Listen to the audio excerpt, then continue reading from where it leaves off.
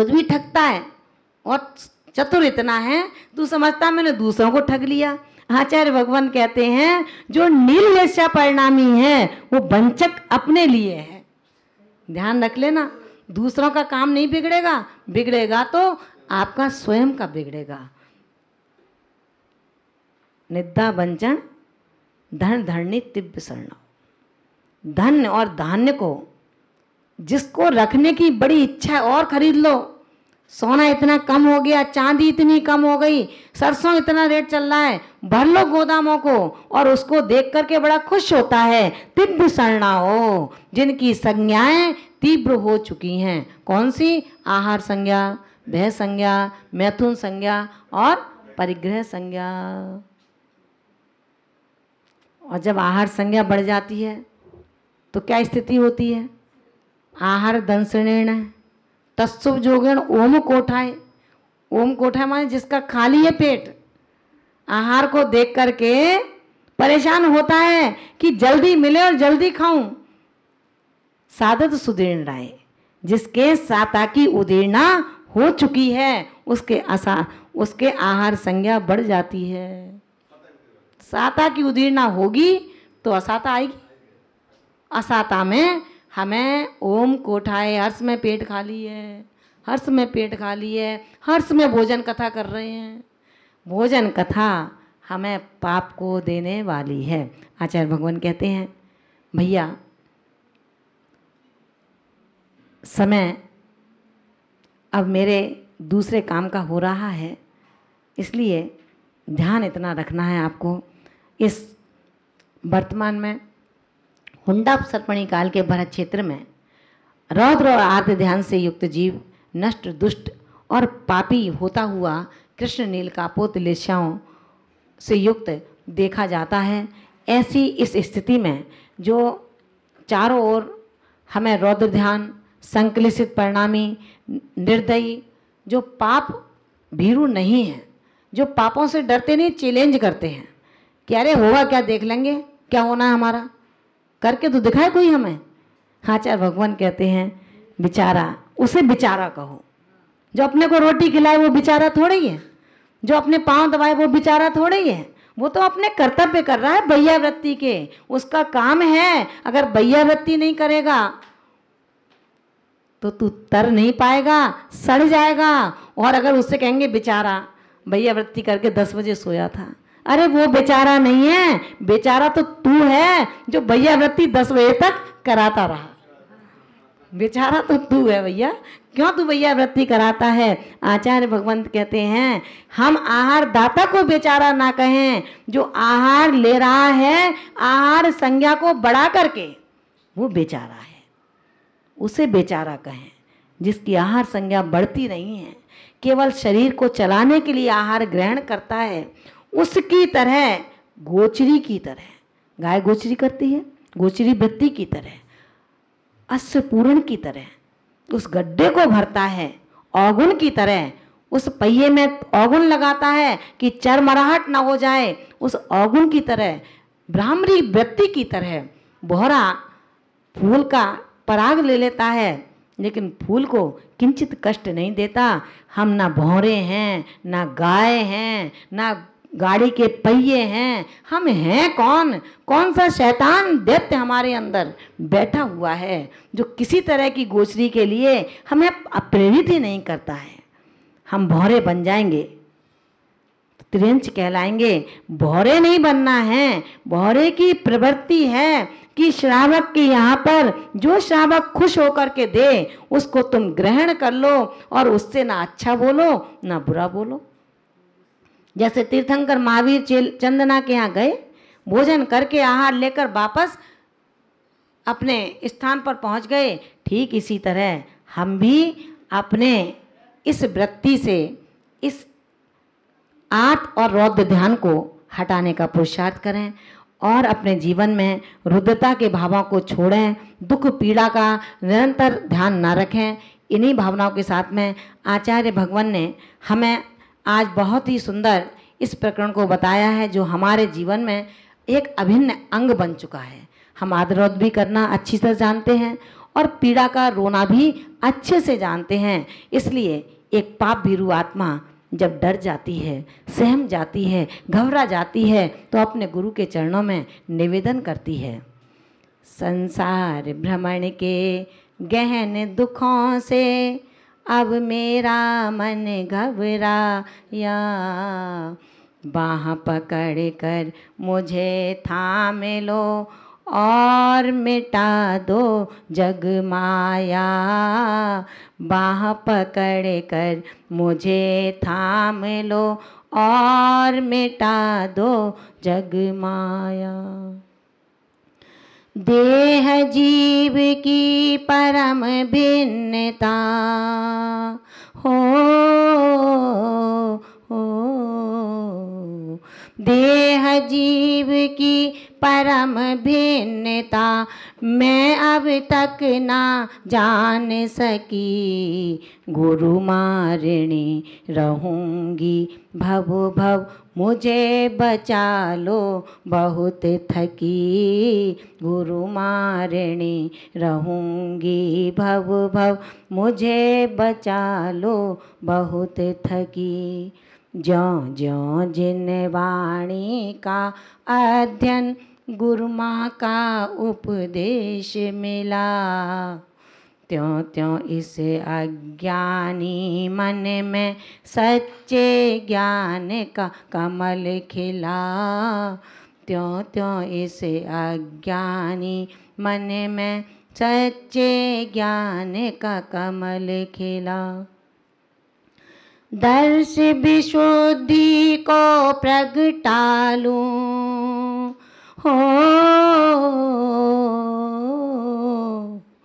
दर्श विशुद्धि को प्रगटा लूं, ऐसी साहस शक्ति दो, मल दोषों को सहज निकालूं, मुझको वह अभिव्यक्ति दो, मल दोषों को सहज निकालूं, मुझको वो अभिव्यक्ति दो, मल दोषों को सहज निकालूं, मुझको वो अभिव्यक्ति दो।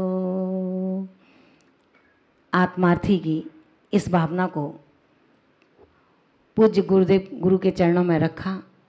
ये भावना हम सब के अंदर आए और हम सब एक संगठन में संगठित होकर के अपने उस यात्रा की ओर चलें, क्योंकि मोक्ष नगर अभी नहीं मिलना, अभी समाधि की ओर बढ़ना है। जब तक समता परिणाम नहीं होंगे तब तक समाधि की बेदी तैयार नहीं होगी, और जब तक समाधि की बेदी तैयार नहीं होगी वहाँ पर संलेखना का कोई काम हो नहीं सकता है। इसी चिंतन के साथ में आज के इस प्रकरण को यहीं पर समाप्त करते हैं। जैन धर्म के साहित्य सृजन में जिनका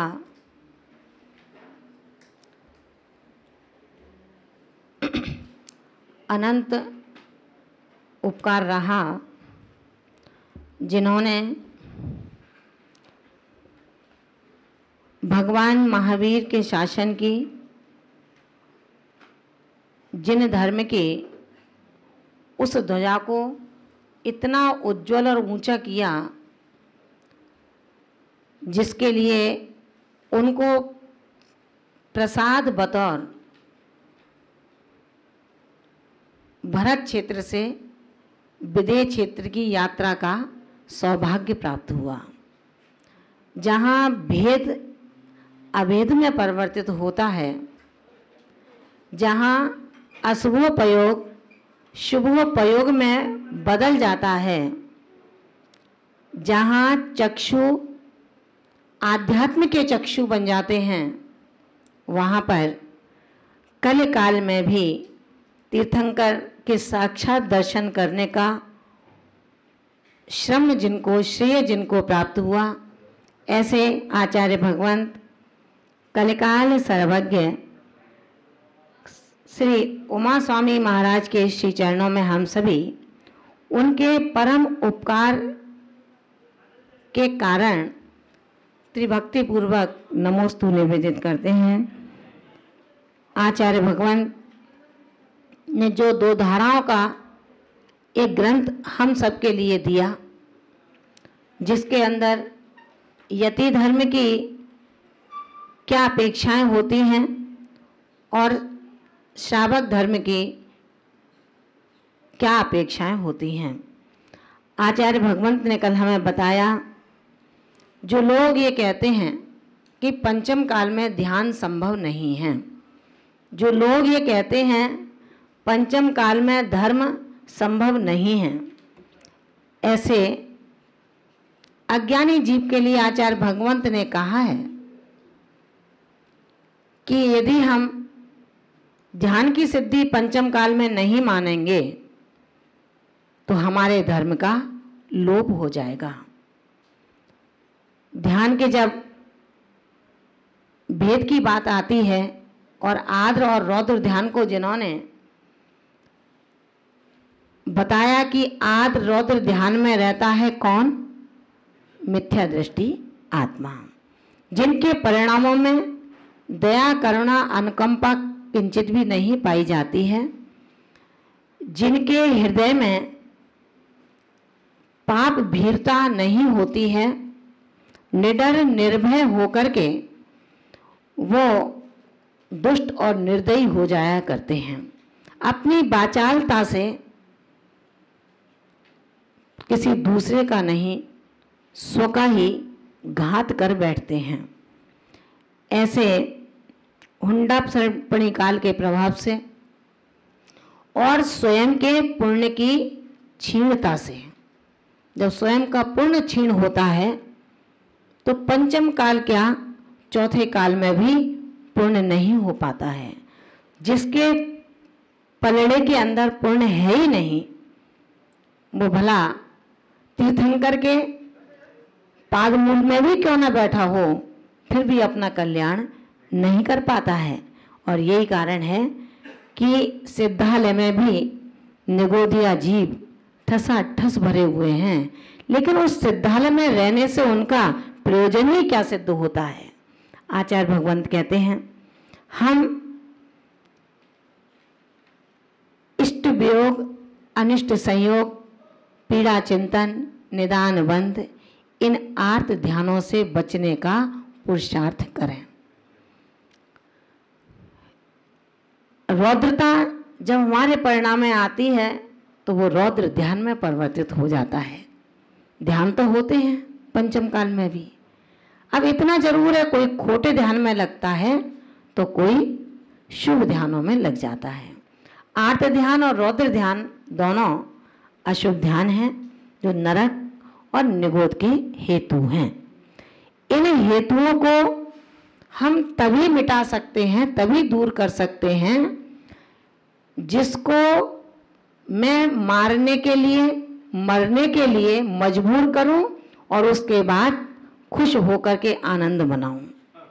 हिंसानंदी रौद्र ध्यान यही होता है, हिंसा करके आनंद मनाना, किसी दूसरे को त्रास देकर के अपने मन की दिल की आग को ठंडा करना। हम क्रूरता बस कह देते हैं कि जब तक उसको ऐसा नहीं होगा तब तक मेरे मन को शांति नहीं मिलेगी। आचार्य भगवंत कहते हैं कि कितने क्रूर परिणाम बना लेते हो आप अपने। इतनी क्रूरता तुम्हारी भद्रता को नहीं, अभद्रता को दिखाती है। आप अपने परिणामों में कभी भी सत्य से असत्य की ओर न जाएं। झूठ बोल करके लोग और अपने कार्य की सिद्धि समझते हैं और उनको लगता है कि देखो मैंने कैसा पागल बनाया है। आचार्य भगवंत कहते हैं कि रे अज्ञानी, तूने ही तो रौद्र ध्यान का मृषानंदी वेद को ग्रहण किया है, भला किसी दूसरे को तुम क्या पागल बना सकते हो? भला किसी दूसरे को तुम क्या नीचे गिरा सकते हो? जिसका कर्म शुरू परिणत हो रहा हो वो कभी नीचे नहीं, वो हमेशा ऊपर की ओर उठता है। नीचे गिराने वाला सोचता है, लेकिन हम प्रैक्टिकल में देखते हैं, जो गड्ढा खोदता है वो ऊपर नहीं नीचे की ओर होता चला जाता है। नशानंदी रौद्र ध्यान, जब व्यक्ति अपने आप में खुश होता है, झूठ बोलकर मायाचारी से अपनी बात को सिद्ध करके, और उसे लगता है कि मैंने सफलता को प्राप्त कर लिया। लेकिन आचार्य कुंद कुंद भगवंत जैन दर्शन के माध्यम से हम सबको ये बताते हैं कि ये नशानंदी रौद्र ध्यान एक भेद है। इसमें कोई भी आत्मा किसी को पतित नहीं कर सकता। झूठ बोल करके यदि तुमने अपने कार्य की सिद्धि की है तो निश्चित मान करके चलना, एक तो झूठ और उसके बाद में मायाचारी और उसके बाद में रौद्र ध्यान, कहाँ बच करके जाओगे। ये जैन धर्म का आख्यान है, ये आपके घर का या मेरे घर का आख्यान और मनमानी नहीं है। आचार्य भगवान कहते हैं कि जब महावृत्ति के लिए बता दिया कि तुम बिना पूछे कुछ भी नहीं ले सकते हो,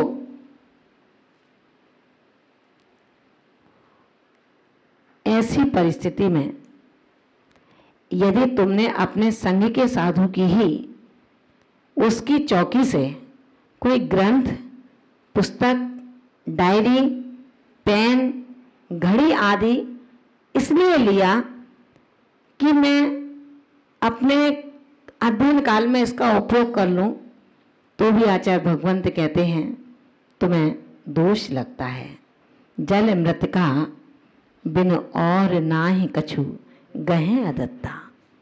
जल और मिट्टी के बिना जिसके लिए आदेश नहीं मिला, हम किसी की डायरी, पेन, पुस्तक, शास्त्र, कॉपी, अथवा आप अपने दुकान पर बैठे हैं, दुकानदार नहीं है, आपका मित्र है वो, आपको पता लगा कि ग्राहक मेरी दुकान पर इस वस्तु की मांग करता है, आपके पास वो चीज नहीं है, आप झटपट उठे और अपने मित्र की दुकान पर गए, वहां से वो चीज ला करके उसको दे दी। आचार्य भगवंत कहते हैं ये श्रावक का भी चौर्यानंदी रौद्र ध्यान बन जाएगा। हम चोरी में आनंद ना मनाएं, चोरी की वस्तुओं का क्रय विक्रय ना करें। अगर हम ऐसा करते हैं, वस्तु को खरीदते समय उन जो बाट होते हैं उनको हल्का कर लें और बेचते समय उनको भारी कर दें, या खरीदते समय भारी कर लें और बेचते समय हल्का कर दें। तो ये चोरी का आनंद हमें नहीं मनाना है। बहुत से श्रावक ऐसा करते हैं जिनके यहाँ पर एसी लगे हैं,